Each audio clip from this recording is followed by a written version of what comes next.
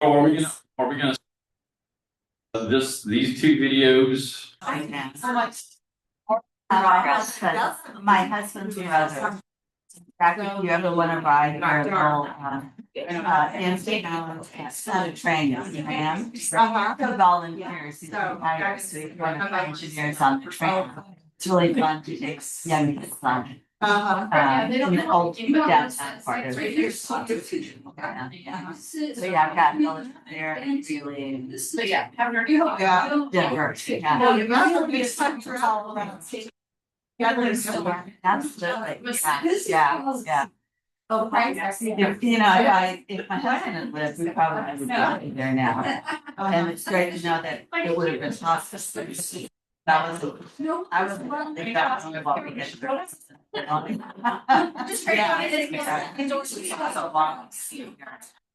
I know.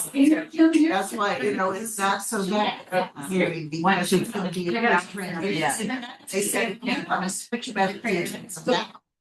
You could do that and get it. It's very, so when you get there, it's not music.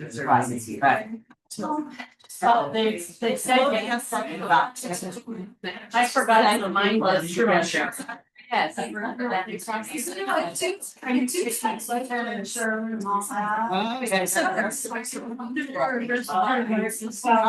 When I got today, it's about 51,000. I like it because the last week we got it. That's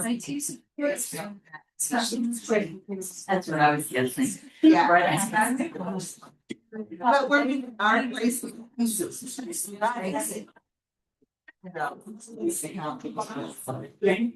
I don't like it. They will, you know, work to box things. They're gonna do all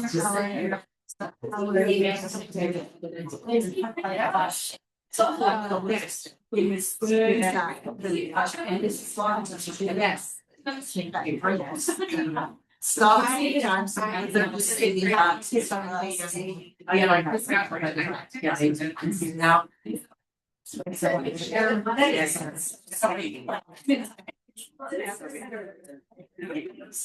Go very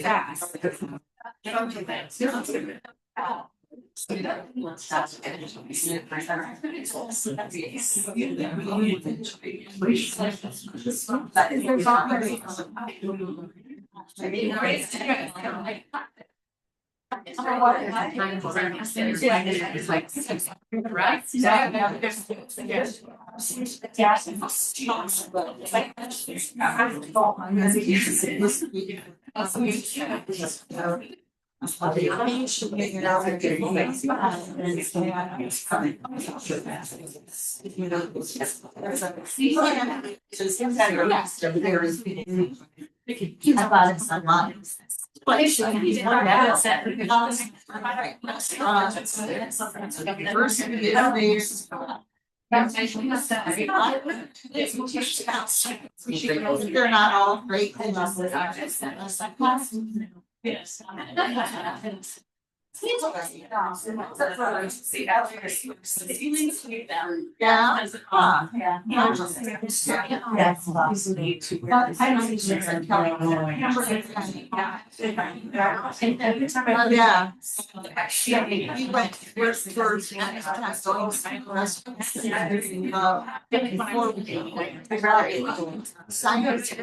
Oh, I like to share. Yes.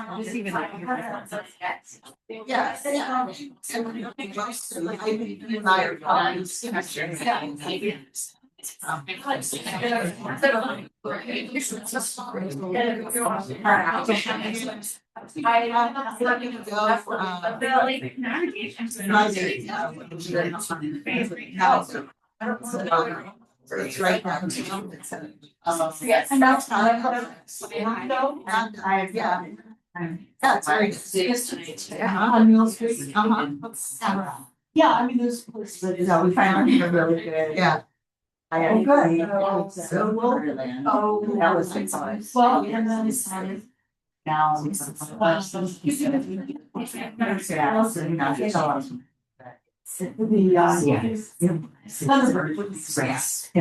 been there.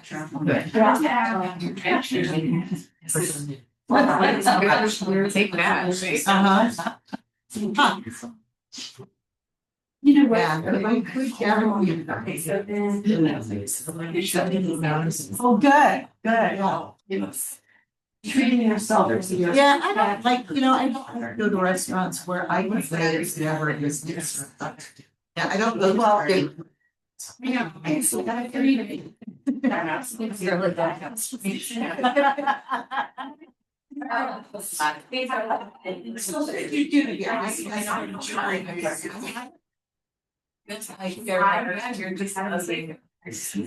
Great. I wasn't surprised that they didn't want to arrest you. She's probably way too liberal for their life. They have local outreach. Well, my brother might be like psychological. Yeah. Like it supports. Yeah, I know. So oftentimes, like they better expertise or just have. So I don't know how many court cases they can help you. So my shedder they used us me the night before I went up here going to get ready. The night before this moment might be. I got help and I had to sit in the room for days. I think Well, that they time, I had no idea. Yeah. I accepted drink service. Yeah, exactly. I didn't say anything. I saw it on a touch jury 38 years ago. That was the one on my time. Yeah, it was 38 years ago. I was young. Yeah, the first time I got called, I had 3 kids, one of them church. Yeah. And they called me and I took all 3 of them. Yeah. They said. Yeah. I got this because and have my phone, so that was like, brainer. Still in school. Telling you got school. So he said, no, we don't want you. I was ready to cry. Literally. Yeah, I see people do that. Yes. And I was in line with my 3 kids waiting, coming out crying because they had.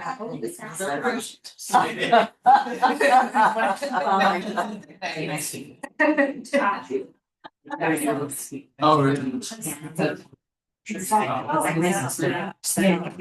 Oh, nice, yeah. Every week, so we'll be back for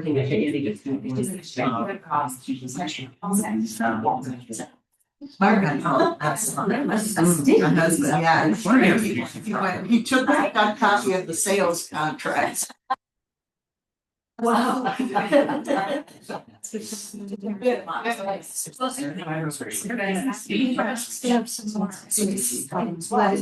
out where to see them. Yeah. All right. Do I need you or We're gonna start the meeting now. With a roll call.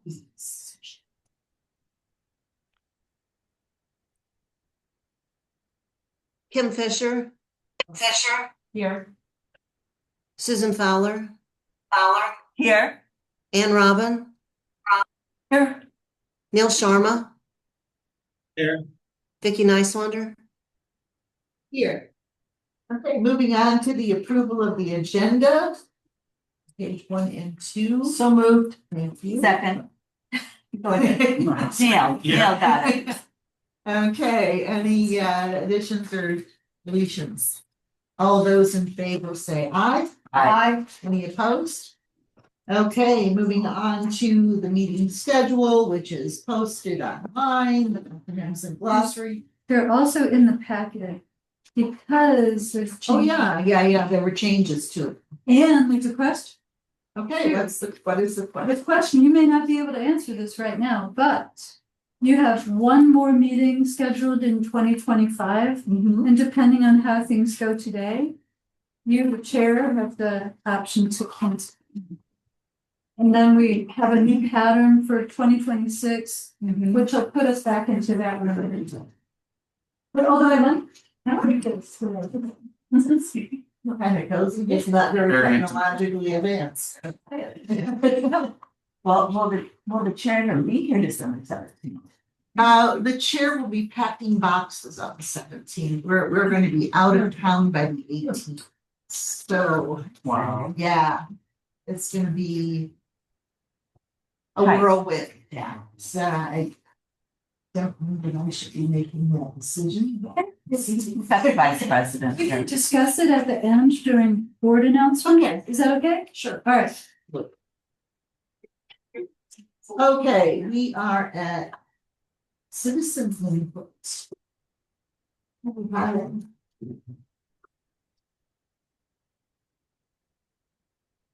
Anybody online? No? Okay. My comments are next. I don't really have a lot, I mean, we've got this move going on, I'm leaving town, I have turned in my resignation to Steve Summers, so that's getting done. And, I was just telling Anne how much we're gonna miss Champaign. You know, this is a real hub for us, and we've been here a long time, so. We hope that anybody who comes to Fort Collins, Colorado gets in touch. We have extra bedrooms, we'd love to have you take a vacation there and use us to, as a place to stay, so. Keep that in mind and, welcome you. Once we get her back, but I recommend summer. But, those are my comments. Oh, one more thing I wanted to mention too is that I hope that the support of Engage Illinois goes on in this community. I am having to leave that committee because leaving the Right. state, it would be great if one or two people from Central Illinois could join that steering committee. Because right now it's very Chicago focused and most of the people that are engaged in it are up there. But it really does need to be a statewide effort. So if you are interested at all, please let me know. I'll hook you up with Sharon Piscatelli and she will get you on board. They meet on Zoom about twice a week. Wow. No, twice a month. Okay. Twice a week would be. Everybody's got to It's twice a month on Monday morning and it's for about an hour. So it's not a big deal and it is really a good way to keep Central Illinois, and eventually we hope to get more people in Southern Illinois engaged. So that's me. You're next. Okay, well, I do wanna start where you stopped because I wasn't expecting to say this, but I wanna share that in our statewide advocacy efforts, it is a persistent problem that even if we get everybody from downstate on board, there's just not by numbers, a sufficient legislative lobby. So so this is correct. The more representation from this area, the better. And this manifests in things that you see, which are like the continuing barriers to transportation. Like the rates are worked out with Cook County and Long. And the formulas work a little bit better there. I would say not perfect, right? But they really fail in downstate, especially for crisis. So I love that, and I hope that someone has time. And 2 times a month still sounds like a lot, but it's really important. Yeah, well, I didn't make it to all the meetings, but to have that representation, it's not like you have to be there or else. It's something that you believe in, you think should. I'll do it. Oh, yay. Very good. I'll let them know and get your contact information. That's So great. Susan Fowler has offered to take it. I'm letting the Zoom participants know she's offered to take it on. Yeah.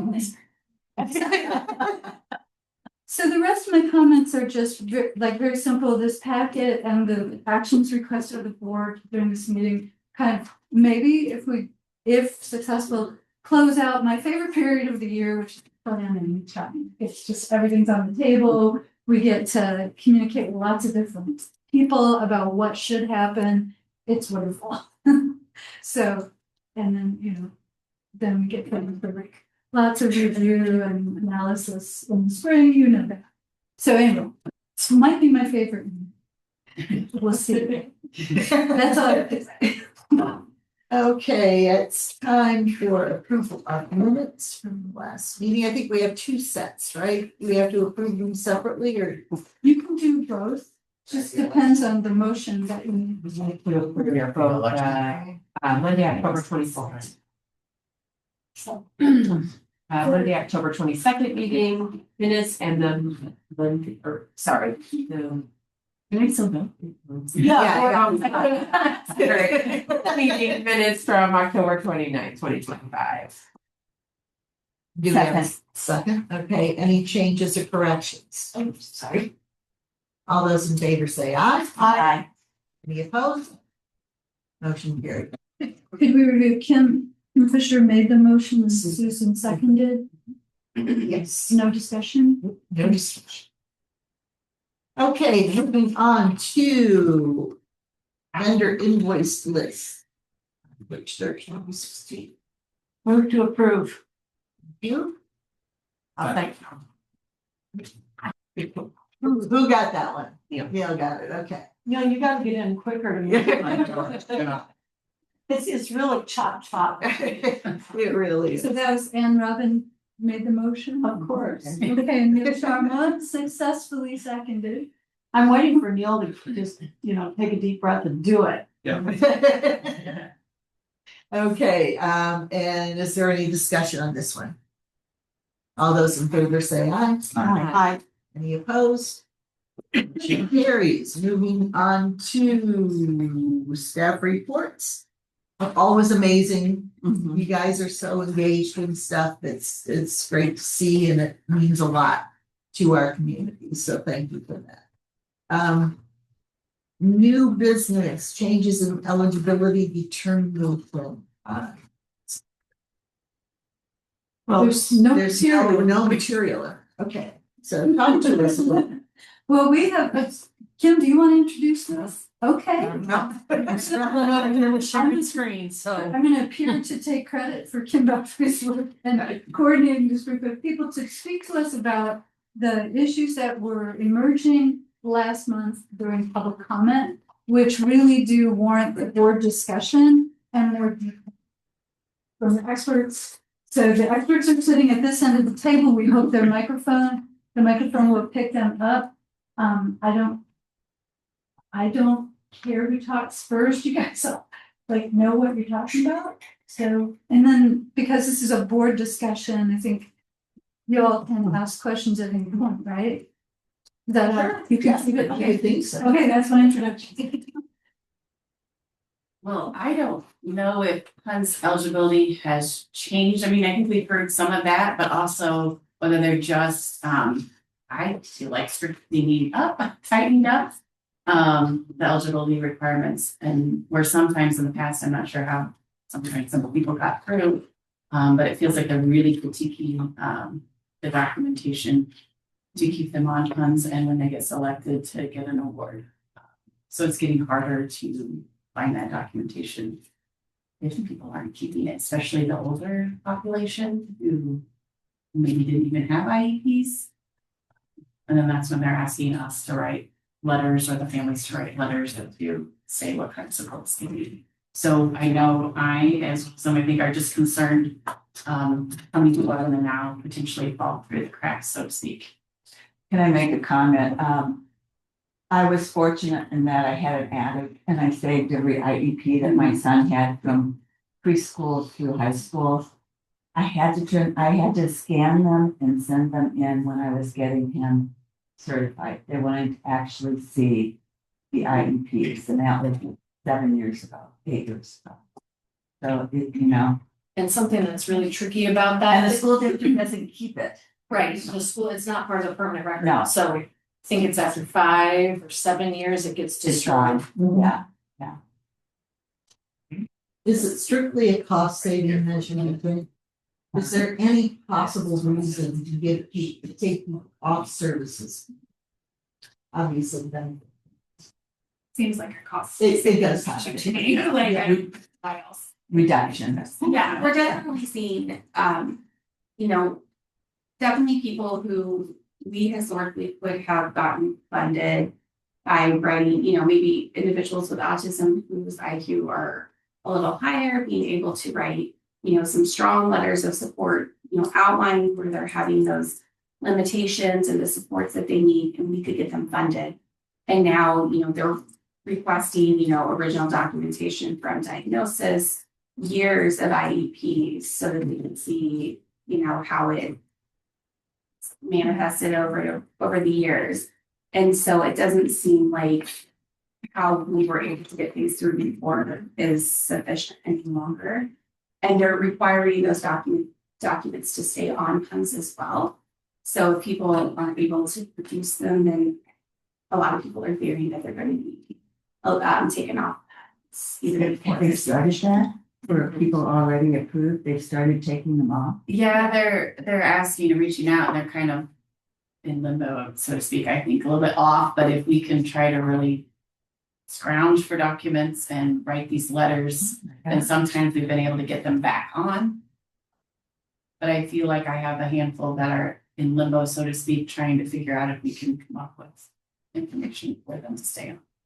And So, do you think people who were already eligible to getting benefits were now being taken off of this? No, on this list, unfortunately, people could get on the list. I mean, they were supposed to have On the some, list, but not yet Yes. approved. right, yes, Oh, sorry, I was just even wondering saying if it on was this. people already approved. Yeah, so they were able to be put on PUNS due to the suspicion of having developmental disabilities. And so for some people, we may have had an IEP or, you know, some document that outlined that, but not to the level of what's being requested now. It's a weird system where you enroll someone on the wait list on the assumption that they qualify. Right. And the full clinical eligibility piece comes after you've waited. After they've gone your name. After they've selected you and they've said, we invite you to apply for services, now we're gonna do a full battery of ensuring that you're clinical. So some people get enrolled based on the assumption or suspicion that they qualify, and we're finding a lot of people are getting to the point where they've waited. Now it's time to fully clinically eligible, and it's a little bit more of a battle. So advice to parents long-term is save the documentation. Save everything, Everything. make copies of everything, request. I had a family I worked with that was told by the school district, like, we don't think the IQ score changed much. Why don't you just waive the testing? Don't bother. We don't need to do the IQ testing this IEP cycle. And they waived it, and then Over and over wait and for a over new again. cycle eval to be done, which took another year. I mean, it's so take advantage of anything offered to you. Keep copies. Yeah, I really think they need those psychologicals in schools before the age of 22. It's super helpful. And there's not a lot of I know. outside financially available resources. Are there psychologists, I'm sorry, No, go ahead. are there psychologists available to do it and it's just the means to pay for their service is what's missing? I reached out to Dr. Grissom, who we had started contracting with towards the end of the transition. And she's still doing psychologicals. I don't know how quick the turnaround is on those. But I know like we were using evergreen counseling that has fallen off, that didn't work out anymore for Prairie. So I know that's one less provider. And I would have to double check, but I think the mandate for the ISC agency to pay and contract with and get you set up with a psych eval only comes after the PUN selection. I do not believe That's correct. they are mandated to help you really to get enrolled on PUNs or to be maintained on PUNs. If you need a psych eval, you as a family are responsible for figuring out where and how to get that. And we do consult And the with cost Dr. of it as Grissom at well. DSC. 2007 years ago. Wow. No, I'm sorry. It's really hard. I was like helping a patient's mother like try to figure out autism. And that's like when I saw how bad it is. It's really bad feeding the severity. It's really frustrating. And unfortunately the neuropsychologist are very strong. It's Well, they don't let them refer straight to there either. It doesn't seem like they want to do tests. Yeah. To me. So I just have a question. So save every record, have an attic, that where you can store all these things that. Maybe a safe deposit box. crawl space, whatever. What about people that are renting and have to And move moving frequently and There don't are have access to a scanner? I would suggest requesting that the school district email such things, because then you have the scanned copy and can save it in Right. email. And if you email it back to yourself and say such and such gear IEP, just remember, it's easy to do a search like that. So having them email scanned. But we have a lot of families that are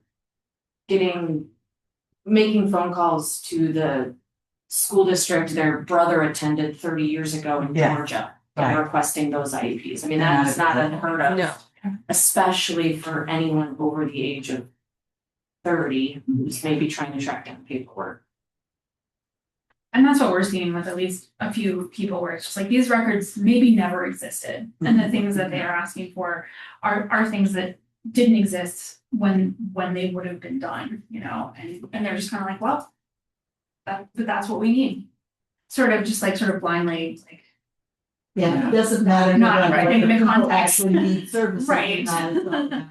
yes. Well, and That then has to. a lot of times I feel like the step after that is connect with people that knew the individual during their developmental years, neighbors, family, friends, school staff, whoever, and have them write letters that outline how the person's disability affected them during those developmental In years. classes.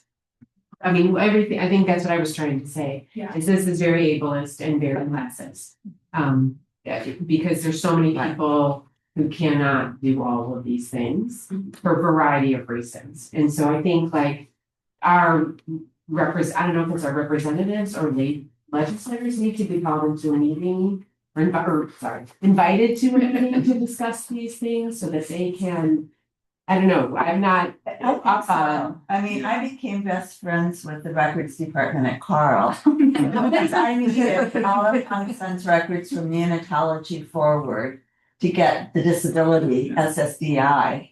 I sent 1,500 pages of scanned materials. I think your case is unusual, Susan, But nonetheless, I had to do it. Otherwise, I'm not sure he would have been approved. So we're talking about, and we appealed 3 times. This is not an easy process. And for PUNS, I didn't have to do that, but we're also talking about people getting on SSDI, which is easier to do once you've been approved for PUNS. There's this domino effect. I think the other thing that we're seeing, and it sounds like all of us are seeing it, is like the people that they are asking for these extensive records for are not people that we would have ever expected to have been asked for this level of scrutiny or have been given this level of scrutiny 5 years ago, 10 years ago. Like some of the people I was like, when their parents told me that this was what they were going through, I was like truly shocked. Like, really? Like, we all have worked with some people where it's like, I don't know, there's, you're kind of on the edge here, but clearly do need some service. Some of these people, like, they clearly need services. Yeah. Like, is anybody from PUNS actually like talking to any of these individuals? They talk to them, they don't always necessarily meet face to face, which I think is kind of Oh, that's a like, disservice. yeah, that's like And how you know. if they're not reaching them, we have a hard time finding out that they haven't reached them until we're kind of asking for the update. And then if they would connect to one of us would be great, because we generally can connect to the people and coordinate that to happen. We're kind of finding out after the fact, like when you close to funds. And then we're like, oh, well, that means they're not supposed to be getting services any longer through the county. Like, we need to figure this out and get them back on funds. And so there's a lot of like after the fact stuff. I mean, where does PUNS feel about all of this? Like, their policies are like clearly being exclusive, excluding people unnecessarily. Yeah, oh, well, is that really, yeah, so that's where the policies are coming from. Yeah, and I think it would be wonderful if we could see what the check marks are that DHS is checking, because sometimes it even feels like you have some of this good documentation and it doesn't seem to work. Like, what is it that we need, or what kind of words do we need to write? What what, we feel like we have the 6 areas, but there's not a clear, if we had a clearer direction, we can maybe even get them what they want first time. From your conversation, Danny, it doesn't seem like they have officially changed any guidelines. But they do seem to be interpreted differently. Yes. Well, I think another difference maybe, I remember when we were trying to get Chris on, and again, this is 7-8 years ago. I had a lot of help from the Regional Planning Commission. They helped me write my letter, they helped review. They were extremely supportive, and I don't know that we have that anymore through Prairie Land.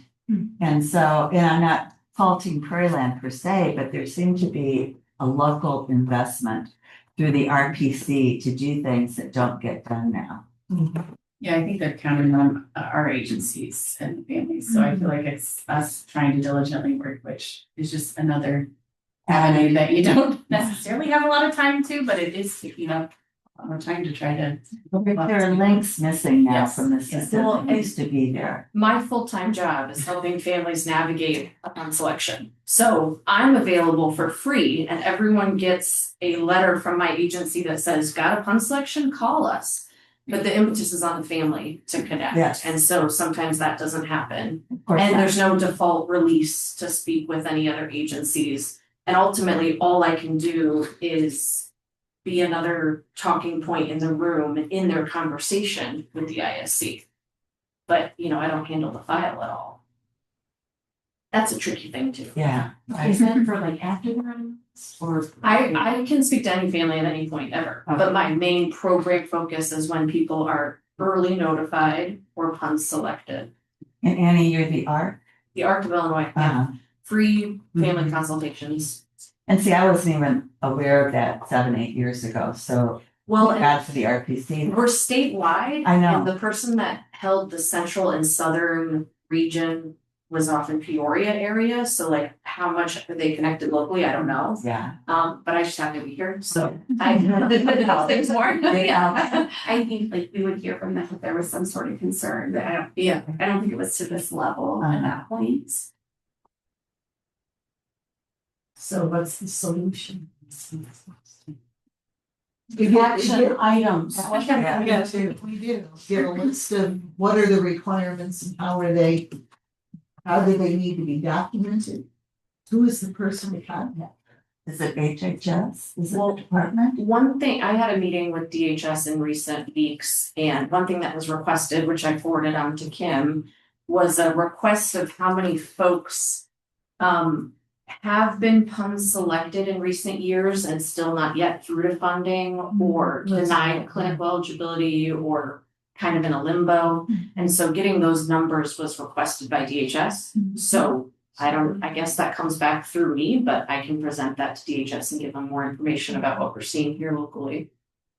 That's one step. I think we would be interested in those numbers also. Right.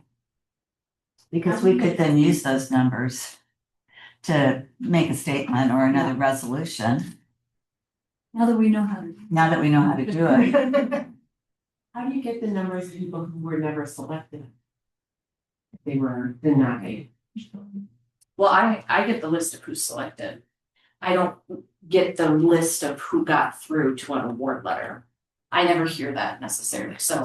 But DHS is requesting those who have, repeat your statement of what Yeah. DHS is requesting. I think we're finding these groups of folks that are PUN selected in 2024, 2023, and are either still trying to get clinical eligibility determined through letters of support and hunting down old documents, and maybe that's kind of in limbo, or are denied.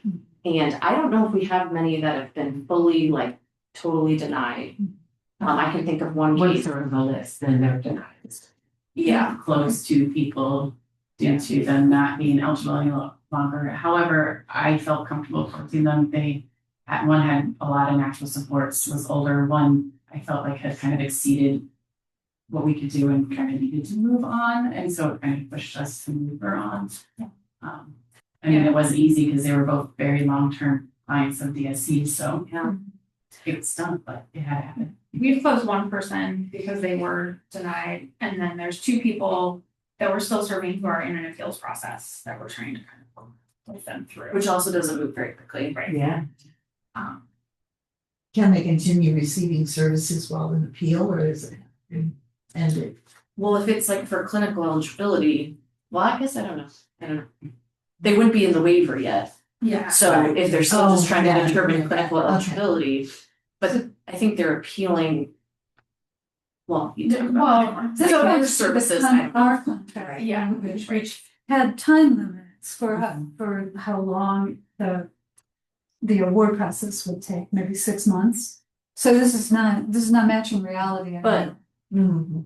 year or so ago, I think you guys made it clear to us that you did not want people that were in that kind of limbo to lose out. I Right. think at one of the meetings, you guys kind of told us to give up our 6 months Yeah. timeline if it was necessary. Well, that was the state's So- rule at one point. Right, and that's the complicating factor, is now your invitation, once you're unselected, your invitation to apply for services never expires. So I think both families have the option to move at a slower pace, but also there's maybe a little less motivation to meet that 6 month Well, I deadline. think there has been a barrier for programs that we fund that families were more comfortable with that funding and did not jump on the process. So maybe they need to understand that someone else is actually possibly suffering. Or love their case manager who they've with. But Yeah. while they wait, like that it only contributes to longer waits for other people. If the family slows it down, I don't think any family wants to hurt anybody else. Yeah, I don't know that is what we're seeing. I think the families that we're talking with are like chomping at the bit Okay. to get connected with funding. And they're being told like they have all of our stuff, everything is in order, and they tell us that we're 7th in line. And now we're 5th in line, and that was a year ago. And at this rate, it's going to be 3 years before we're funded. I mean, and I heard that from multiple people. I think so. Like, there's the question of people actually getting funding, and then there's this other question of the process and the waiting period before they can get funding. And that whole that is a bit of a statewide issue we're Yes. seeing, is that Yeah. there's sort of this secondary hidden list you queue up into after you've received your fund selection to actually go through the clinical eligibility pass process. It can be, I warn families at least 6 months, but that's fast. Is that because they cannot get the psychological assessment done, or because the I think it's a state is just really dragging? I think I the see feet on these are this? staffed. Yeah, and I would add to, now they are required to do the discovery and personal plan, and I think maybe that's slowing down their process too some. It's just That could be guess. multiple meetings and a Yeah. big report. Yeah, I don't know. Because I've had if families that's say needed that for- that's. But then there's been ones that all of a sudden they got an award and I had no idea they were reselected and they seem more recent, and then there's these other people, so I don't understand how they're working. Yeah, we had someone Yeah. who was just selected Yes. that got awarded, and the provider hasn't even gotten the award Yeah. letter yet, so we found from the family and reached out, so again, that's something like after the fact that we're finding out about. And I just had someone who we found out was denied their pun selection, I guess, so I have someone new. And Denied their clinical eligibility. And this is a person who doesn't answer their phone. Yeah. All their mail goes to a family member. They really don't handle their own mail. And so although this person does retain their rights, they just don't really, unless they know the person, they're not going to interact with them. And so it's really not clear at this point if they understood that they were being closed, if they knew they had the right to appeal. So we're trying, Shorter timeframes. yeah, or when they were closed. So we just found out about that yesterday. So And is this a person that you could have advocated and assisted and Yeah, probably been absolutely. able to get qualified if the ISC had communicated? I would with you? think so. I mean, this is a person who has supports through DSC. Family does most of the support right now. He has a pretty good, strong support network there.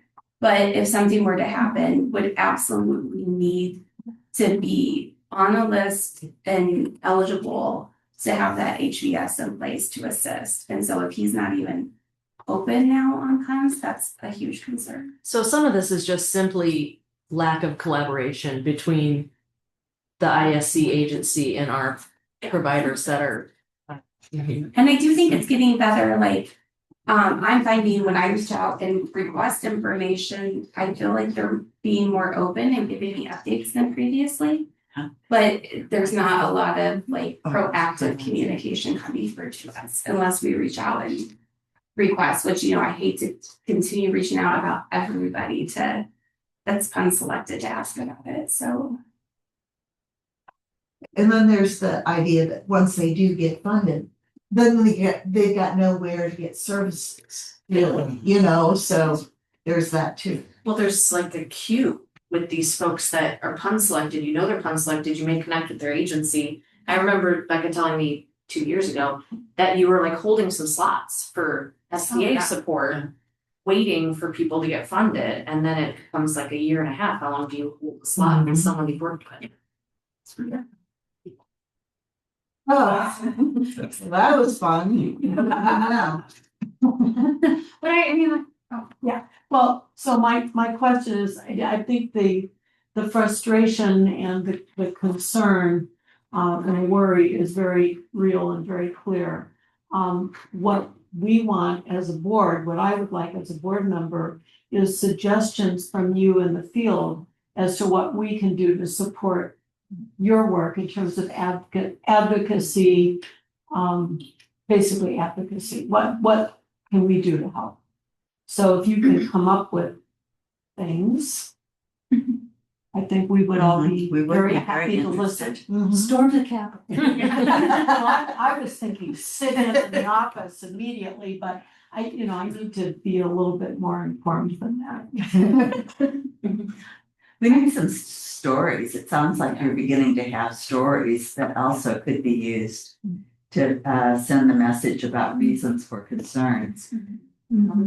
Yeah. I also That's a very about good comment. Yeah. connecting with Engage Illinois to see if they're also having families sharing this information with them. They have an in with the governor's office already, so it might be a good thing for us to reach out and see if they're seeing this as well. And I do think that what we're seeing is not unique to Champaign County, and that this is statewide, the wait list, the time to get through clinical eligibility is taking longer. I mean, there's a little bit more coming down and a tightening up of so a statewide effort is not a bad idea either.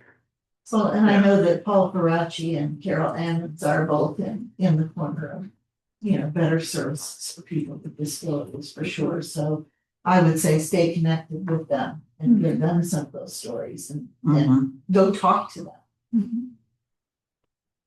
I do think that, this is sort of more of a sort of logistical or perhaps contractual sort of point of advocacy, at least to support the people in this community, and that the people who are being denied clinical eligibility and maybe have been through that appeal process, at this point, there's not a huge volume of them, but they, at least in my experience, they're not people who typically need a ton of support, but they need some support, particularly as their natural supports maybe age. To maybe consider if there are ways that would be as or you all as a funding source might be able to continue to support their services going forward. I think, I know of Through a cycle initiative or whatever. It's almost as if we traveled in time.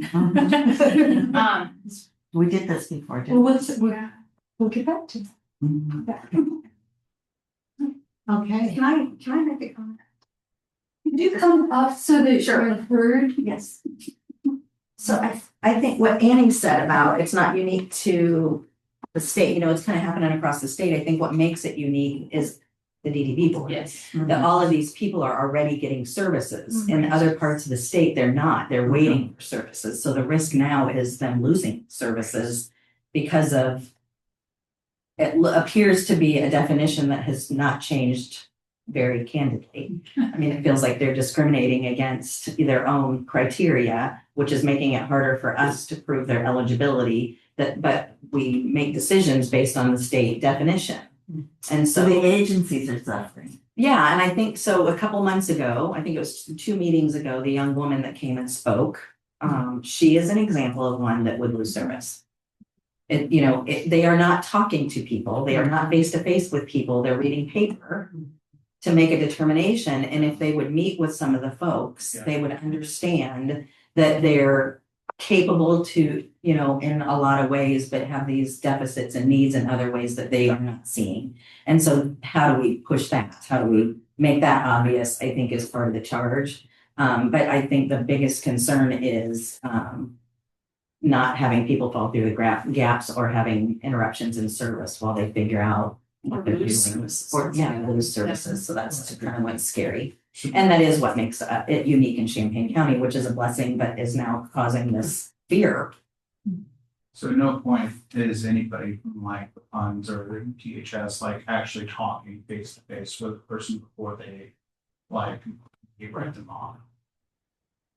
It's like for people with disabilities, they like the people with the disabilities, they have their own doctors who then assess, right? So that's where I was, but is there anybody on there then who are, because like it's kind of obvious, like I could think of like. They should be mandated at minimum to meet with them for the discovery meeting. But that's after they've been chosen and received the funding. That's before denial. Right now, you said Okay. that during the discovery meeting before. I mean, if I'm they're back. turning in the Sorry.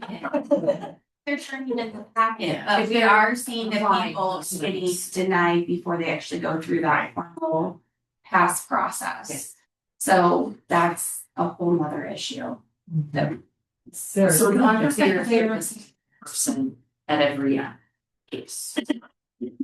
Let's just clarify that the issue we're talking about now are people who are already on funds and just waiting at the services. yes, these are all individuals who are on funds and have been receiving services through county funding. Okay, so we're not temporary talking about the people services. who are The bridge funding. getting denied because they don't have enough IEPs or. Those can become the same people, like, so all of those people right now are being served with your funding. And then when they're pulled, they're being asked to present all of this information, which they often don't have, which we're. That's what I'm saying, like, so Yeah. but aren't there people, maybe I'm misinterpreting, aren't there people who are likely eligible to be put on census but are denied?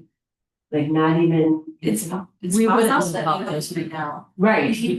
I feel like it's becoming or it's unclear to me sometimes if it's just an annual update to their funds that they're scrutinizing more to keep them on that funds list. That then they might have the risk of falling off because they seem to be trying to make them already as clinically eligible as possible for when they get to the pre-selection time too. So it feels like the funds list is also scrutinizing.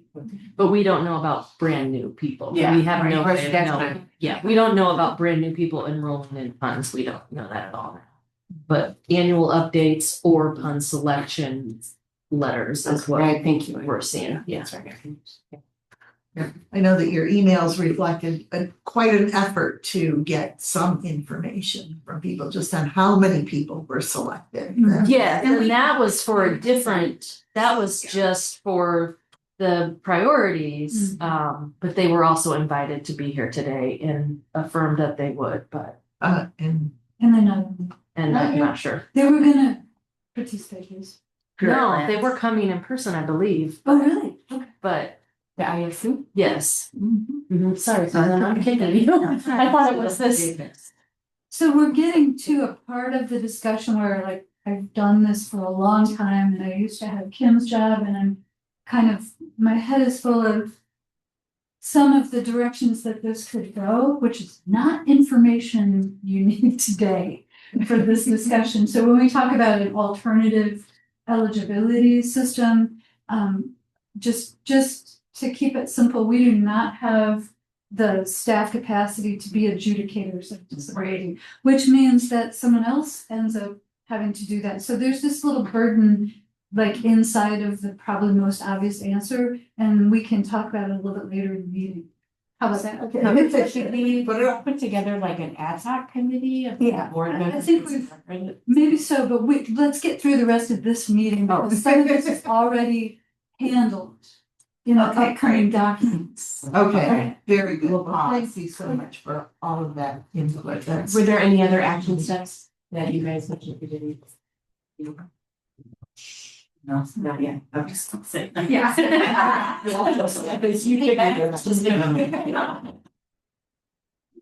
Summed up kind of what we were hoping for pretty, Well, yeah, you know. that really does provide a nice segue to accountability. Thank you. Okay, well, that was quite a conversation and well worth the time spent. Yeah. Thank you. Where are we? We Old are. business. Old business. Old business. Do you all need to decompress from this? You ready? How do we do that? I don't know. On the hallway screen. People who are in other counties too, like especially down south, and there is no resources. There's nothing. I mean, and I really, it is frustrating. It is very. You know, so.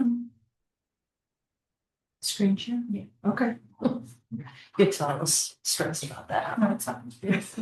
But I'm ready. The old business. You ready? Yeah, Okay. don't you think? Okay. All right, moving on to old business then, input from stakeholders. I shared the wrong thing. So these were stakeholders. This is in the packet. I have the wrong thing queued up from the packet. What page? This is 31. Thank you. Oh, 30. So while there's not a whole lot here, this is very helpful. It filled in some gaps in, it helped us correct one thing in the 3-year plan, and it filled in some gaps in the priorities memo as Kim just mentioned. So, but thank you to the people contributing this information. Yeah, so clearly they did answer your question, one of your questions. So anyways, do you have any observations about this input or? No, I think we already talked We're good, okay. about it, so we're good. So this is the first item that related to that input is the approval of 3-year plan. So you saw it a couple months ago. Kim Boudry shared it with a group of stakeholders. I don't know. You know how you share it. Yeah. Lots of people like a lot of people. And with corrections based upon the information from Annie that Yeah. Hans no longer stands for anything, Correct. which is becoming quite apparent. Believe it or not, I like getting it right. So that was super helpful. So the draft plan that we saw You've seen it. 2 months ago has only that's the only change That's the to only things, change, right? yeah. Is there something to end? No, that's the only That's thing. it. Okay, so everything in there is the same except for the change that you provided. Yes, the other change was in the memo. So that's the change on page 43, Yeah. which is really minimal. Yeah. Okay. Yeah, we had a lot of input before that first draft. Yeah, right. So- Absolutely. I mean, we were almost there and ready to approve it, I think, at a former meeting, but it was too soon. Well, then maybe this. So maybe we This is our we should opportunity. move. I think. Yes.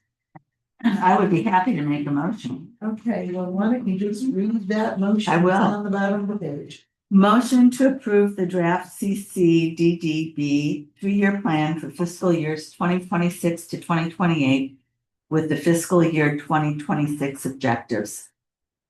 And a second. I'll second. Any discussion? All those in favor say aye. Aye. Any opposed? It is passed. Okay, the 3-year plan. Oh, no, we just did that. The funding priorities is next. That's 51.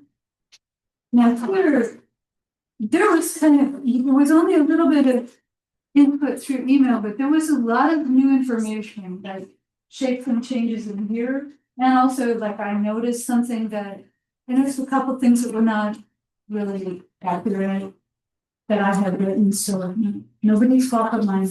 No, but it's all in green. Yeah, it's all in What's green. on our screen, up in green.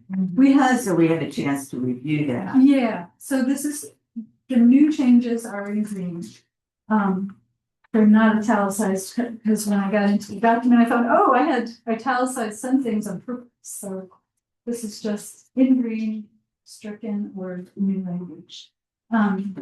There was also, we had already had, I think, input to that study session through the surveys that we were able to present to you with that first version of this.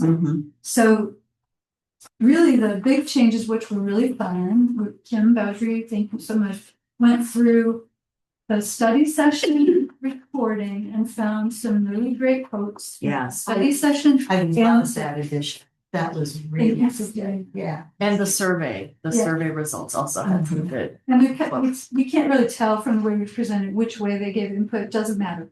They're italicized, We the wanted- quotes are italicized. Yeah, we're really mean to elevate that input. And I was very happy you could find so much. Yeah, I love some of the quotes. It's not in green, unfortunately, in the printed packets. It's in a Gray. lovely rainy day gray. This. So I want to call your attention to page 63, where somehow we time travel and listen to this discussion and introduce one possible solution. It's not necessarily the whole solution, but it's one option that we wanted to be clear. And this is under the collaboration with the Mental Health Board. Both boards fund that IDD special initiatives. And it is really, we're just spending down a fund balance. There's only one contract currently in that, and we did not do an allocation priorities memo for that fund.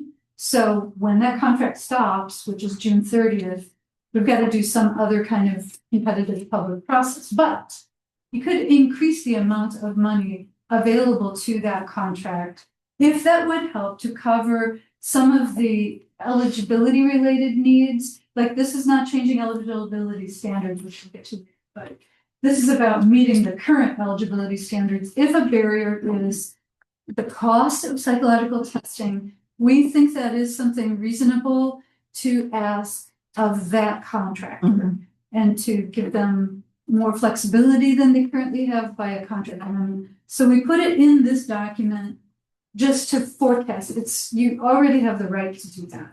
It would, it's a contract amendment decision that might come before the full boards, but we wanted to forecast it in this. I just assumed that we would use those funds if evaluations we had to. If we have to amend it in June, I'm more than happy to. We can figure out in June or maybe sometime in the spring how to do that in a fair way, because there might be other organizations that would offer to do. So but I don't know if the need is right now, and if there are psychologists available, we could spend some money on that. Right, bring in more neuropsychologists. This is just an idea, but I think it's great to have it in this. I mean, it keeps it alive. Right. So that we can do it. We're not saying we will do it. You already have the right to do it under your own rules and under statute. It reminds us It's that just we can do this. Right. So like to recruit, basically. Or pay. Hey, yeah. Bring someone in from Chicago to bring out. The contracting agency could probably find, or somebody else can help them find psychologists. Anyway. And I think just paying, not recruiting. No, right, we would just be letting them use the money that's available through that fund to meet this need, which has been otherwise funded. And I think what we paid for these, I think we are already able to pay for that. The need is to improve the lives of people with disabilities. So I think that would improve the life, but I think we are talking about increasing the maximum amount that is allowable per person. Was it at It's at 2,000? 3,000, I believe. So a psychological might cost more than that. Probably now. So I think that's what we were discussing, the biggest change, because I think the way it is written, that it would already be something that could possibly be approved for funding, because it would improve a person's life. This particular strategy doesn't need any, this is outside of the priorities, like agencies could actually apply to do that from July 1 through June 30th through the normal priorities. There are places within the priorities where that would fit. To the special. So, but no, through the DD board fund, which Okay. this priorities document points to, it's just that one place where the boards collaborated wanted to be clear with both boards that you have a short-term strategy too. And will certainly not solve the whole problem. We have a number of. I know, she's chomping us a bit, go for it. We do have it written in our clinical, It's not to the, Not to that not degree, really, but it we do shouldn't have some. it shouldn't be used that robustly. not If using you- it that much. I mean, it's just, to try when people can't get any eligibility. I mean, we do it very minimally, but I feel like we do consult with someone, so it could be looked at to expand. If is there. That could, The and that could be basis might be done through this, existing. yeah, that could be done through the next allocation cycle. That's covered in the priorities. So this priorities would be for the next cycle, and the initiative fund would be for short term, like from now until June 30th. Yeah. Okay. So this is the paragraph is a little bit out of place, but it is in response to this. And then how do we determine need? We'll get to that. Okay. Yeah, that's a big issue. So then the other issue, yeah, the other things are, I did receive a great deal of information about civic engagement from a board member. Thank you very much. And I managed to make it through the documents, but it was very hard to summarize, and we really kind of Kim and I got to a point where we were thinking, we need to really expand this next year when we have some time to expand on it, because there's a whole lot of value in that. But we did we placed it under personal agency, which was already one of the overarching considerations for determining a best value. And I thought just to kind of help, like, there are some, and then we also put it under promoting inclusion and respect, and linked to some of the materials that you sent to me, because I think organizations applying for funding might find them really helpful. Unfortunately, one of the AmeriCorps website is federally managed website and is under construction, under renovation, which sometimes means the information will not come back.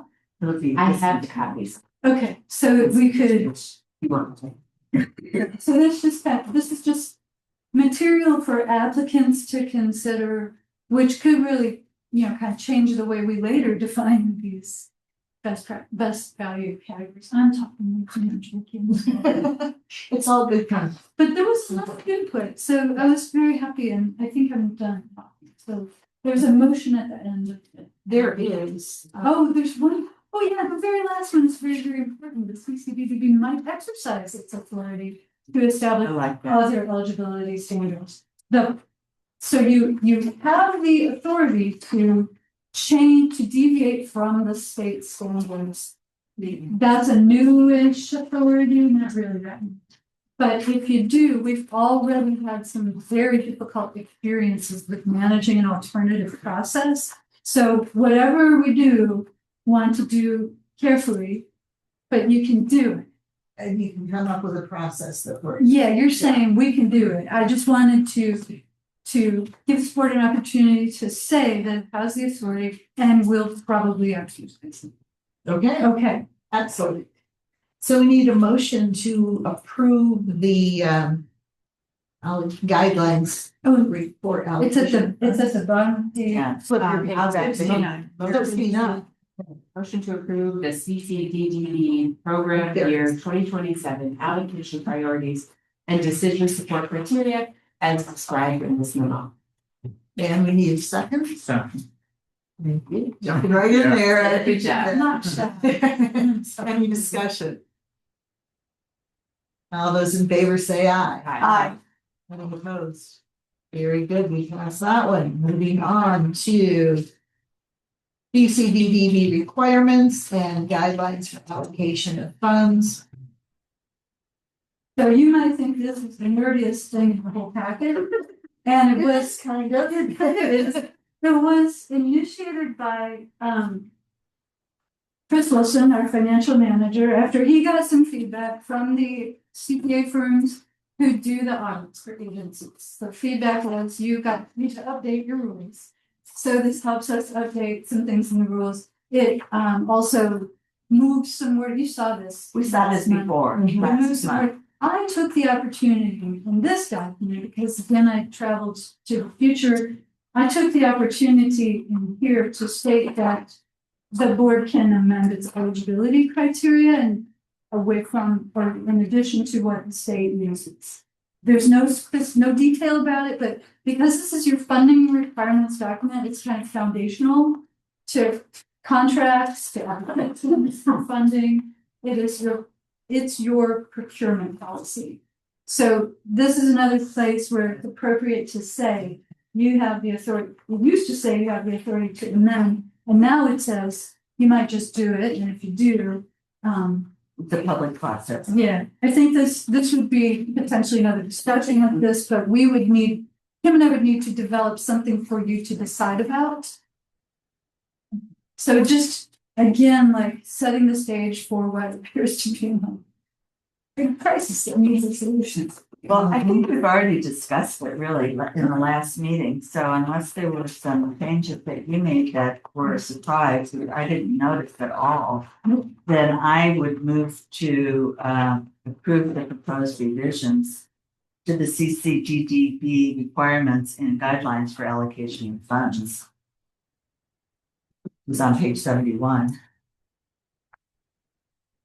Because we did spend time on it. We just go, yeah. Last month. Any further discussion? Just a couple questions. Okay. So,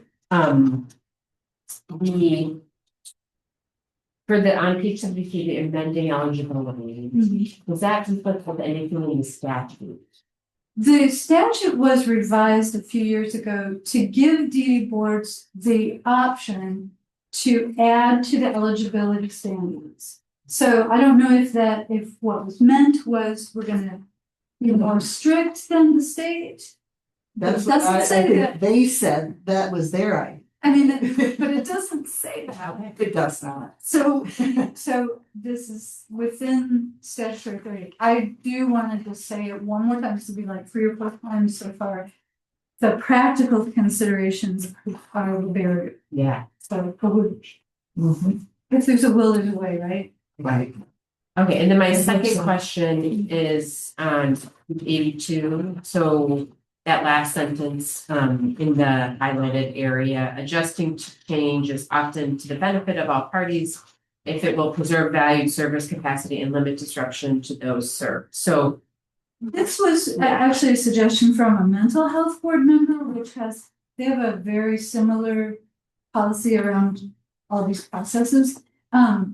Just, this was kind of because we understand that every agency, just like every one of us at the table, is gonna have a higher utilities bill pretty soon than was budgeted for.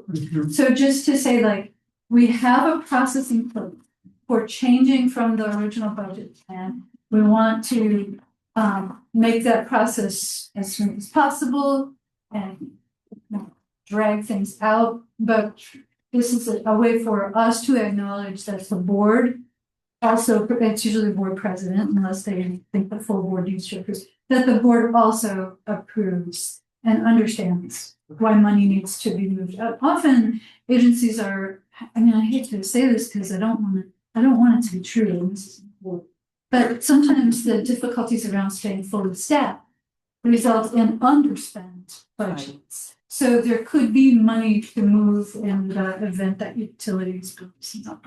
Or health insurance, this is getting presents. But you just wanted Flexibility. to add something about why we have a process. that's great. Thank you for clear. Okay, that was all. Any other discussion? Do you have a motion in a second? Is everyone in favor? Please say aye. Aye. Any opposed? Motion carries. Moving on. It's looking like Peter's adjourned. All that. We do. Oh, no, there's. We still have the resolution. Yeah, we still have a resolution. It's on. 93. And it was repeated twice. It's Okay, so there are, so Anne and myself and Lynn. And yeah, we were all kind of working together on a resolution addressing some of the attacks against autistic people across the nation and in particular our community. So we created a resolution. The first one is in typical resolution verbal, language, and then the second one is our attempt to do a plain language, which is really plain, but not really. So that's why. Yes, we did a part way. So, I think someone who's an expert in plain language might go, this is still, yeah. But That was not the whereas's. and there is one. There's yes, one whereas. but, yeah, so we just made those as bullet points or separate paragraphs essentially. And then, kind of kept the bullet points of the resolution. So we need to adopt those separately then? I think we could do a motion Just for how you- to adopt both, if we want, but we didn't know if there were feedback, Yeah. so. And I didn't provide you any draft motions, I'm sorry. Well, that's okay. okay. Then I loved it. I mean, I thought, gosh, because I jumped the whereases and just went to resolves to. I did want to clarify one other thing, because we had some communication, like we wanted to kind of collaborate and develop this in collaboration with the autistic community. And Lynn reminded me that we did, in the sense that folks did share at the study session like their experiences and exact in other ways, so. Well, and I also went a little further, if we are defining actions to take based on this. Maybe they're a pledge from us and other units of government to do certain things. We might want to take this resolution on tour with advocates who've been training to talk to units of government. And I did happen to talk to a staff person who does that for one of these agencies, who thought this was a great idea. Okay, great. I would like to do it, and so we'll get, if you all agree that this resolution should perhaps be presented to these other units of government, we might have advocates who are interested, and we might have resources to support them. I can't speak for the agencies, but if they don't, then we would figure out a way to do it. Maybe like the special initiative fund. Well, Would it be used? It's, There's already a contract. They have Oh, yeah. advocacy groups and Right. at TSC that already exist, also the community choices, so they. But if they aren't able to do it, we would figure out some way Some to other do way, it, like just to talk to the other units of government, like I don't need to. No. But a person who's, maybe their life is at Yeah. stake, Right. might want to, Right. and we could help them, and then develop some actions based on this for 2026. My favorite is digital access, because everybody needs to get their websites ADA compliant Exactly. pretty soon. And we actually have some ways to help with that. So anyway, I'm getting ahead. Y'all are considering the resolution. Okay, well, I guess we need, first we need a motion to approve both of them, or if you want to do them Let's do both separately. of them, since they're with an effort at plain language, it's the same. It's the same thing, It's yes. the same thing, now therefore Yeah, resolves to. okay, and a second for that. Mhm. Did you motion? I would like to make a motion to approve the draft resolution set presented in resolution language and in plain language that outlines future steps to resolve concerns around current treatment of persons with autism, treatment of persons with developmental disabilities and autistic people. Well, and we'll make the person who seconds that voice that entire thing. Go, Neil. Yeah. I'll second it. That's sufficient. All right, any more discussion? All those in favor say aye. Aye. Any opposed? Motion was. And now we have a model for many. Yeah. Well, that's number one. That's right. Okay, We'll be signing that one and they'll maybe be your final app. maybe. Engage Illinois, that would be up to me. I have missed the last couple of meetings. I did interview Sharon Costadoli on my radio program on Monday. They had their first big, like, statewide online webinar thing last night. I didn't attend that either, so I don't know how it went, but again, just encourage people to be involved, let your families know that are working with you to sign on to support this effort, and that is all I have to say about that. Oh, we skipped something, input from people with with IDD. That's the next thing. Yeah, I looked in the Zoom group.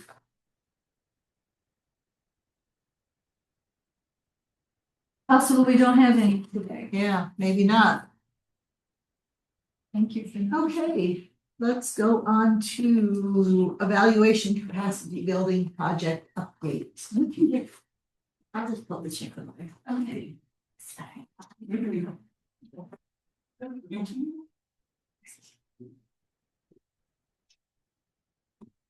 Happy hump day, everybody. Wednesday, yeah, week's half over almost. So we have some updates. I'm gonna keep it kind of short. In the chat, I'm actually going to put in a link that I think is gonna be useful for a lot of people, and I'm going to share a document that just to show a screenshot. So we've decided to launch what we call office hours, and so what we did was we had help from Kim and Lynn to add to each funded agency's website or webpage that you log into. Down here talking about program evaluation office hours. So if there's anything that anybody needs who might not be receiving technical assistance or other components that interacting with the evaluation team, that anyone who has questions about a program evaluation can contact us and set up a time for 30 minutes or so to let us know what question they have, and then we can meet with them, and then if they need follow-up, then we can also do that. Also offering this, and we're also going to share it next Tuesday with the administrative council meeting, and it's freely available and it's on everyone's webpage. And if there are any other suggestions of how to get the word out so that funded agencies know how to contact us for office hours, please let us know. It's not a very nice looking link. It's pretty long, but it's effective. It's useful, and it gets you to the right place. And if you have any trouble with it, you can email myself. You can email Rachel. So it's really trying to make sure that anyone who has this kind of questions or anything that they have about evaluation can get those answered, and not necessarily just have to spin their wheels and figure it out. So we're excited about that. So please utilize us and utilize it. So we're happy to launch that. A couple of other updates. So we are doing our technical assistance with 3 of the different programs, and that's going really well. And we are also working on some micro learning. So we've worked with our working group. So I highly recommend, if you have the time to spare, we meet about once a month or once every 2 weeks with our working group, trying to build a community of practice. So that's where agencies are sharing their strengths, things that they know, but also agencies showing where they might need some assistance, and really building a community of shared knowledge. And also they get to the first preview of our micro learnings, but also give us feedback on it so that we're getting that real-time information before we finalize them. And so recently we showed them one that was inspired by a technical assistance program from last year that had difficulties in managing their own data and putting their own data in electronic form. And so we are creating a micro learning on data management and how to use some of these free forms that are available, like Google Forms and Microsoft Forms. We get no money from any of them, so disclosures, none to report. No conflicts of interest there. But some agencies are trying to do this on the shoestring budget, and buying something like Qualtrics or Red Cap or something else. is not something that they can do. So we're gonna create a micro learning on data management and how to utilize these, as well as a one pager. So if people like to read about it versus also seeing it in action. And then we're gonna have a follow-up on how to analyze those data from those forms. And then we're gonna have an in-person training on data visualization from the analysis. And hands-on, because you can look at it on the micro learning and learn a bit about it. You can do it from the one pager, but then actually bringing your laptops and having your team come in and actually going through and doing it in an in-person training. And then the follow-up would be to have in-person training and some micro learnings on data. So that's where we're going for the next year and a half, just to let you know, because these things take some time to develop and so forth, but really want to put the word out that if you or anyone in your program or agency wants to be part of the working group, it's a really great opportunity to also give your feedback of what the next thing is that we should be working on and where your needs are. And if any of you want to volunteer to like be a participant in the co-creation of this, you're always happy for that too. And it makes it even more relevant, right? Shows your expertise and showcases. So those are our major updates. If anyone has any questions, thoughts, concerns, you can always reach out to us. You know how to reach us. It's Doritos@illinois.edu, not Doritos. But if that's what makes you remember, you'll find me. So I just want to say, like, this is great, and also I shared, to Susan's point last month, I shared it with some faculty at ISU who are teaching evaluation next semester. So they were like floored that this was a freely available resource, and so they're going to include it in the class. So I'll have them email you so you can then share that with your recording. Please do. Yeah. So thank you to the board for helping beyond this. So. Absolutely. That just warms our hearts to know that it's really just getting out there for as many people. So yeah, please let us know that so we can let people know how to reach it. Great, thank you. All right. Well, thank you. Thank you. I'll let you get on with the rest of your news. All right, we are at Disability Resource Expo update. We're deferring that session. We don't have information. We don't have new information. They're Okay. working on it though. I'm sure they are. Okay, so utilization and outcome summaries for this for 2025, 97 through 112. We also have the funded program service reports, a lot of information in all of this, and the program claims data. I think maybe we want to just roll that all into one discussion because there's so much here. It's awesome. Yeah, Isn't it good? It's awesome. It's so it's great. Thank you, everybody. This- It's really exciting. And we've been too. Yeah, yes. yeah. It is really, really. This is a great toward the end of the meeting to overcome some of the stuff that we have been doing. You guys are doing such a great job providing services to people and have a lot of satisfied customers, obviously, so including us. I mean, it feels like there's just so much great things happening and that communicating that to, is there, I know a few months ago, I talked to somebody like after a meeting about, is there a way for us to communicate these outcomes to the public more clearly or regularly? So the person I spoke with mentioned like, in the quarterly, or if it's like in the tax bill, like a little flyer saying like these are, We don't have any control over that. I mean, I can ask. We post everything publicly on a couple of different sites. I guess I mean more just like highlights, like. Well, that's a problem. It takes a lot of time to dig through 300 pages and find the highlights and create that summary. This is something I have struggled with every year since 2009. The evaluation team, I've asked them to help with it. It's very difficult for them to do that too. So I don't know that distilling the highlights is as simple as it sounds. Right.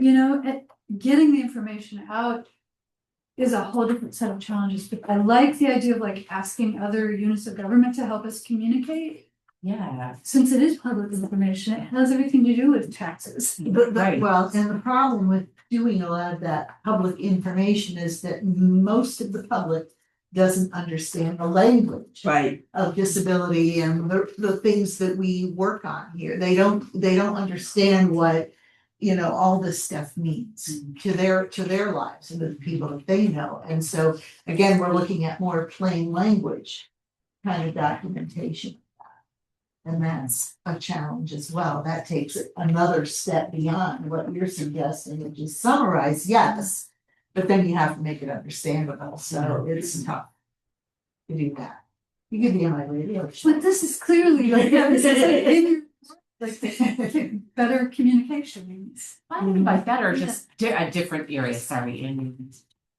Well, I think that in terms of the general public, the thing that's the most effective is stories. And I think we're learning more and more, and people have been including stories of individuals in their data, which is helpful for this board. But in terms of communicating with the general public, individual stories and how you get those out, what the media are, social media or TV programs or local whatever, it's stories that really reach people. Right, like this, people communicate in such a different way. But right, like it is. In this day of brain.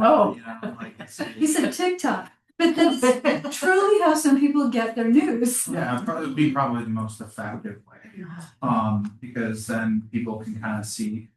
Because that's what people are like consuming media. So it's really interesting, like how that's really shifted. Even from radio to like now podcasts where it's just two people yapping, it's like why are people listening? Some of it's good. But I think this is right, like the ways to communicate have changed so much. And we're still collecting massive amounts of written read them all, which the reading is also a like we were talking earlier, if I'm away from my email for 2 hours, I come back and there will be at least 50 emails. And some of them I actually have to read. So for us to carve out the time to communicate more clearly the essence and the good parts of these, like this is a really important project, but we don't really have a roadmap to it. Well, I don't want to create a new project. It's social media effective to translate some of their stuff. Well, there's a social media policy, for one thing, that's very difficult to get around. There's a law about record retention that makes the social media policy really complicated. And TikTok is illegal in the US. So most of just look at if they overturn that, then the governmental units will be able to YouTube shorts or whatever. Right. Certainly YouTube is safer, but just I'll be looking for you on. I have no social media. Sometimes I do scroll on YouTube. That's I am on social media every minute that I'm awake and not working, so I love it. Like that could be something with the college. We have people who are wanting to build resumes. And so like somebody who is studying communications and stuff like that, this could be a great project to help. And we could start to. I love that. I wanted to share that when we do anything with the university, we end up being the instructors and having to dedicate at least 2 or 3 hours a week to student projects. And I like it and I believe in it. We do it when we can. So we could ask for something like that and see what happens. Working with a professor. If you weren't understanding right. If they wanted to take it on, that would be great. But usually what we get is we get students that we have to teach 2 or 3 hours a week, usually in person, which is very difficult to fit in. So I think it's important, and I think this university has many students who would be interested in something like that. So we could certainly take it on and see where it goes. Or if it was us, like it's really important. This is a very important conversation. But just for context, I want to share after this meeting, for us to present the Zoom recording on the website, the county website. There are a few things that are gonna happen. I'll spend a few hours editing the closed captions because AI is not quite perfect, so that I have to find time to do that. Then somebody else will spend about a half an hour merging the closed captions to the Zoom recording, and then they'll post it online. And then Kim Bowdry, when she comes back, has to move all of that from the county's website where it's been hosted. And our Zoom recordings are taking up more than half of the county's website. So they've asked us to move it to our own YouTube site. So this is just to post a board meeting. I'm just sharing with you, like, Oh, it's a great way of getting around that. Yeah, you just post it to YouTube and it's on them. Right. Post it. but we had, Then right, they insert commercials and stuff. I mean, editing Isn't that like captions. nothing to like not monetize? Like, so like there's some channels that don't put in the ads and then like. I don't think that. But editing captions on YouTube is actually very laborious, so Yeah. we have to keep this sort of 3-step process. But I'm just sharing this with like you would think it's simple to say, post this on the website and then we're done. I'm just saying, like, a simple thing like that with dense information that most people are not gonna look at or like when they do look at it, because it's too dense, is super time consuming already. Yeah. So I'm just, like, I think the idea of like asking for help from you is very promising. Yeah. So, But problematic. I mean, it would just, yeah.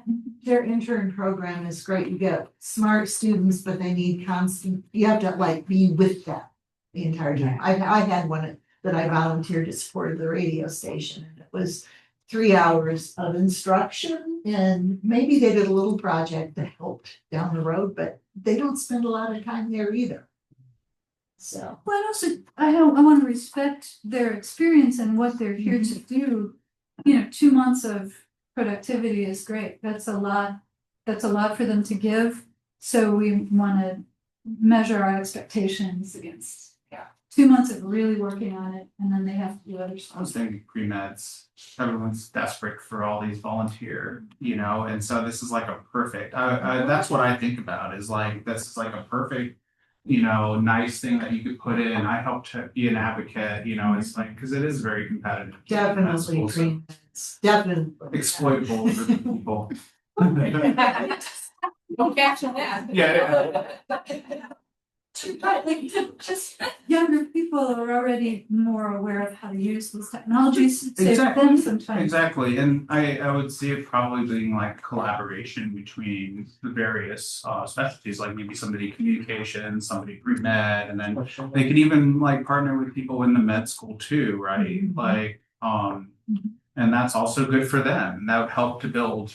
Of all the things that people try to go and try to accumulate with their resume, I mean, this is something that's meaningful. That could be kind of fun. Are you volunteering to be the preceptor? You medical side for the medical school side, yeah, I guess so. I mean, A project for our pledge for 2026. Yeah, it's a good idea. yeah. Agreed. Figure out how I'm gonna. You don't feel like you're gonna volunteer the pre-med or. Yeah, exactly. I think, you know what, I'm gonna ask around. Thank you. Yeah. Yay. Another volunteer. I didn't mean to derail, No, but it's mostly like, thank you, Kim, for putting this together, and thank you, it's just exciting to be those supports. Yeah. So many successes. Yes, success. Yes, and I also appreciate Kim taking the time to go through all of that and distill the results, because just that is hard. Yeah. Mhm. It is, yes. Yeah. Time consuming, very. Yeah. It was. It's not hard, just very time consuming. Okay, That's great. all right, I think you're in review.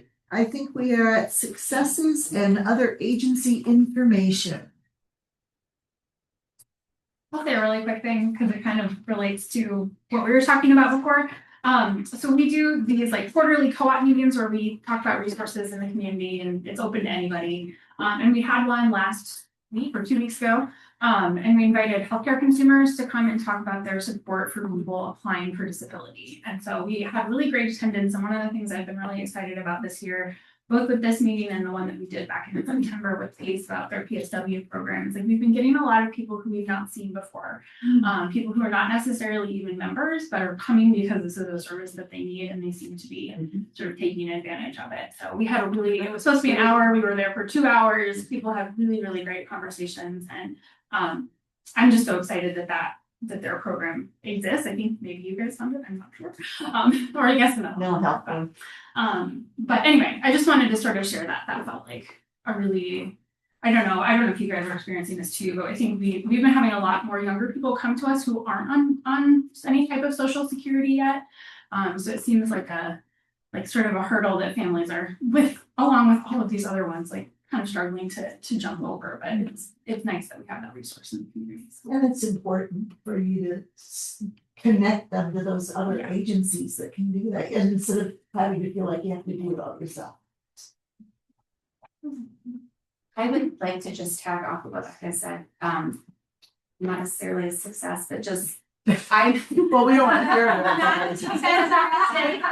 but I'm sure everyone's starting to see, we've had some individuals we work with reach out that are going through appeals process with Social Security to get on SSI, and they're starting to get their letters that they're required to work. And for the individuals that we've it would be very difficult for them to meet those work requirements. So just another issue that's just starting to be and trying to figure out that's advocate situation. This is agency updates, right? Yeah. I just want to make sure I'm on the right. It's mentioned in the board packet, and I was intentionally a little vague because I didn't know what these were looking like, but the ARC of Illinois has started doing listening sessions statewide as part of a collaborative partnership of a system redesign coalition. Right. So we are part of one of a couple. There's IARF and a couple other entities involved. So as part of what the ARC is doing is we're hosting listening sessions, and we've got them all over the state. And I was asked to host one here in Champaign. So I have reserved a room at the Champaign Public Library on Thursday, February 5th. I think I accidentally wrote the 4th. It's the 5th in the evening from, probably 5:30 to 7:30 or something like that. And I've recently attended one, so I have a much better idea of what these look like, which include just some open dialogue about what's working in the system, what's not working in the system. And then, invited people are families, self-advocates, professionals, provider agency staff, ISC staff, anybody that has a stake in the system. And so a while to kind of have an open discussion on what's going well and what isn't. And then surveys are being distributed to everyone to complete. And when that survey data is collected, the University of Illinois Chicago is going to formulate a report and make recommendations to DHS. So I have a much better idea of what this event looks like. I emailed Kim, was like, hey, want to get together on this? Like a couple weeks ago, I really didn't know what it looked like, but this is what it looks like now. So far and wide, anyone is invited. It'll be open to the public. And it, is a way to kind of have your voice be heard. So once I get a flyer, I would love it if that could be broadly advertised and have some partnership on that. So that's it. Great.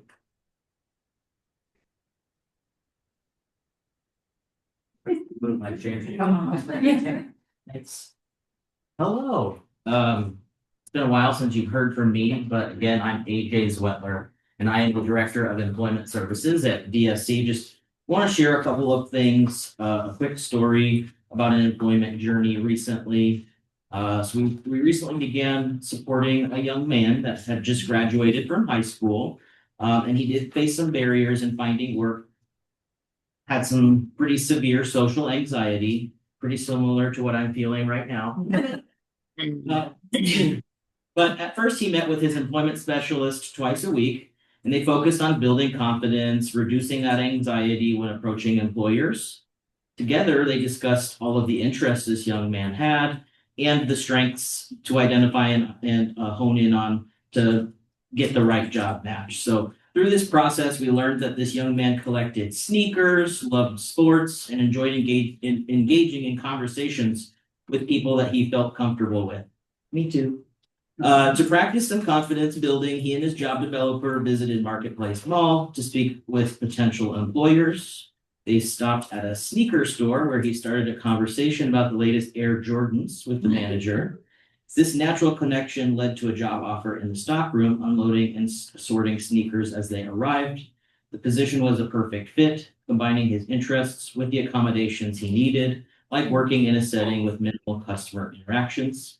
He's been really enjoying this job and recently started working and picking up extra hours as the store prepares for the busy holiday season. On the community first side, we have a group who calls themselves the Positivity Committee. They've been busy curating themed book displays at the Tolono Public Library. So if you're in Tolono or just want to take a trip, please go visit and see what they're showcasing. They've also been volunteering weekly to read to students at Unity West Elementary School. And I'd also like to personally invite everybody in person here and via Zoom to the annual holiday open house at the Crow, which will be Sunday, December 7th from 11 to 5 p.m. We'd love to see you there. Everybody's been working very hard on projects, and we will be there and stop by. So thank you.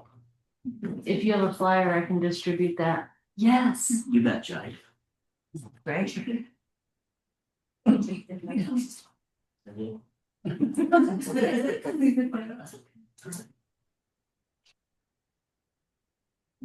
Anybody else? Anybody online? Paula has her hand up. All of pains. I just want to say, and I don't know if the chin is people that we've been working with the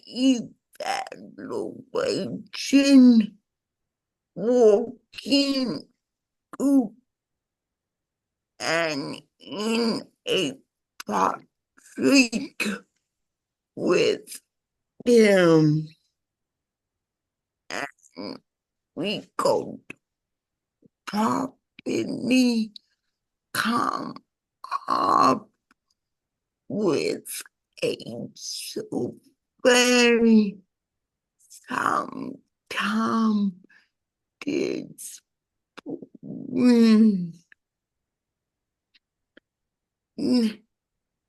with the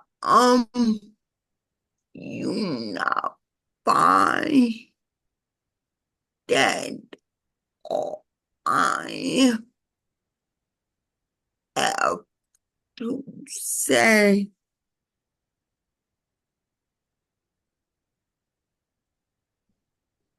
Okay. Any questions for Paula? Thanks, Paula. And Vicky, you all go to be missed. Thank you so much. I'll miss you too. Yeah, we go back in way. Okay, thanks, Paula. You're welcome.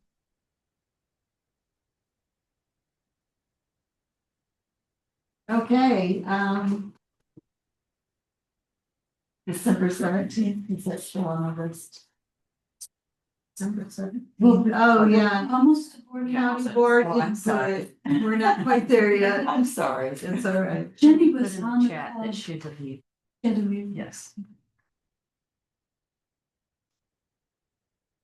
All right, so on to the Champaign County Mental Health Board input. They meet tonight. Thank you. That's it. That's it. That's okay. And board announcements and input. Any announcements from the board? Yes. Well, I just want to publicly thank you, Vicky, for all of the work that you've done with this board. And I think I speak for everyone wishing you and your family well in Colorado. We'll miss you terribly. But thank you very much. It's been a pleasure. It has been a pleasure for me. Can we do this? Yeah.